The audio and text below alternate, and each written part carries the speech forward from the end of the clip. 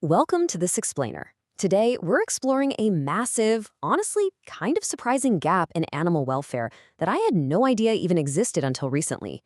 We're looking at a hidden crisis involving highly complex, incredibly intelligent animals right when they are at their most vulnerable. So let's unpack this together because it might completely change how you think about animal rescue. Okay, let's dive into this. When you think of companion animals in Canada, dogs and cats instantly pop into your head, right? But here is a statistic that usually shocks people.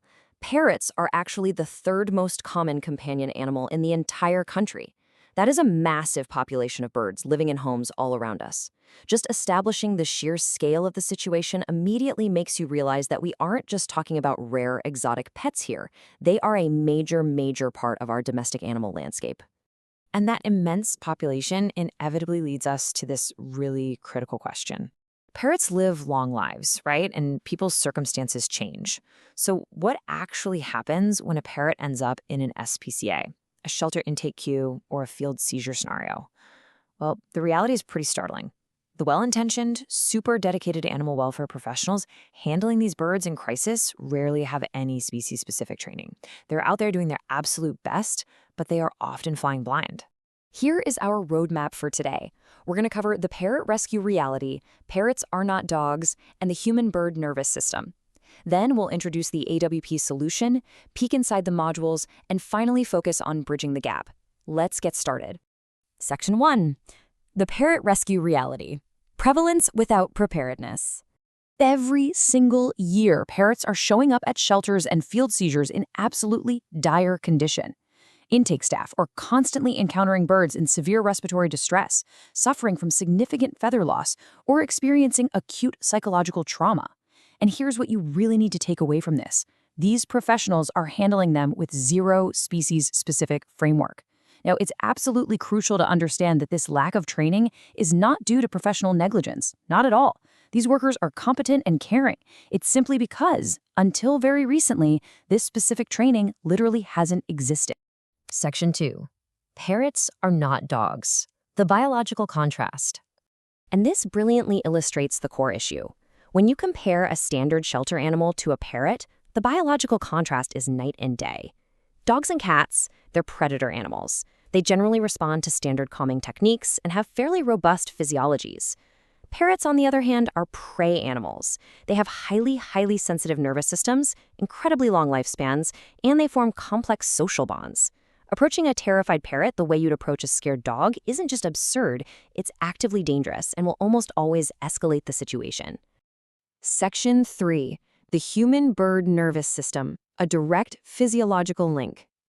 Now, I want to let this profound concept land with some weight. The handler's nervous system is a clinical variable. Think about what that actually means in practice. Because a parrot is a highly sensitive prey animal, its nervous system literally reads and reacts to the physiological state of the human standing right in front of it. Your internal state literally becomes their clinical reality. Let's walk through how this builds into a dangerous chain reaction. Step 1. An untrained, maybe stressed out handler approaches a parrot with elevated cortisol and tensed muscles. Step 2. The parrot instantly reads this and its prey-based threat response is triggered. Boom. Step 3. Distress and the risk of injury immediately escalate for both the bird and the handler. This step-by-step breakdown shows exactly why regulating the handler isn't just some wellness perk. It is a mandatory, non-negotiable component of safe interaction. Section 4. The Parrot Essentials Solution, filling the training void. So what's the solution? Well, it's AWP, which stands for Animal Welfare Professional Training, Parrot Essentials. This is a groundbreaking, modular, evidence-based training suite.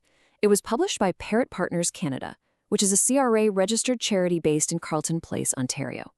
And it's designed specifically for professionals who are already highly literate in animal welfare, but completely parrot naive. It exists specifically to close this dangerous knowledge gap. This program targets 11 specific professional roles across the animal welfare spectrum. We're talking shelter and rescue intake staff, Humane Society inspectors, animal law officers, vet techs, regulators, right down to foster coordinators and groomers. And what's brilliant here is that the training doesn't assume these folks have prior clinical credentials with exotic birds. It respects and builds directly on the operational competence they already have.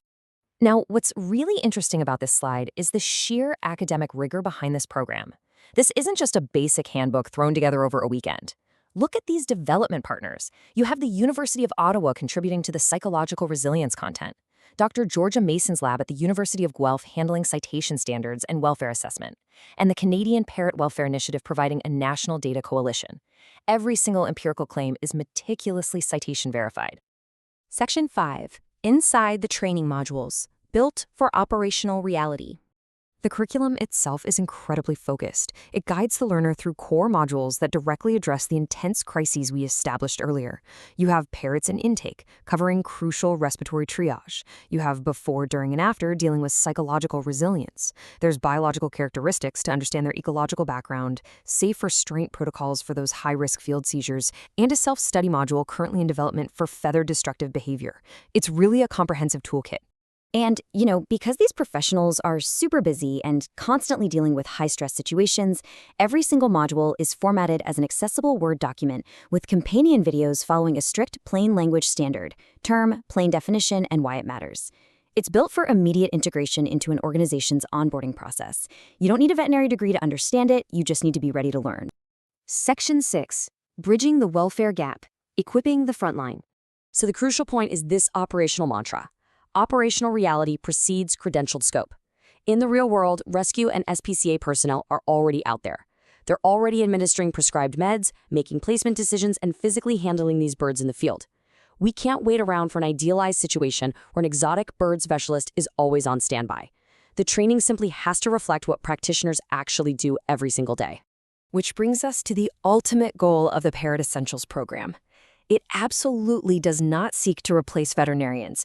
Instead, it empowers that massive frontline workforce.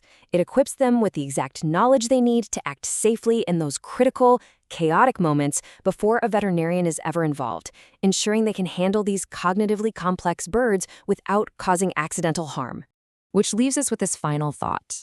Parrots are uniquely sensitive, highly intelligent creatures, and our animal welfare workers are deeply, deeply dedicated to saving them. But if we expect frontline professionals to protect these highly sensitive, intelligent creatures, isn't it time we finally gave them the manual? Thank you so much for joining me on this explainer. I really hope it sparked your curiosity and changed how you view animal rescue. Keep learning, stay curious, and I'll catch you on the next one.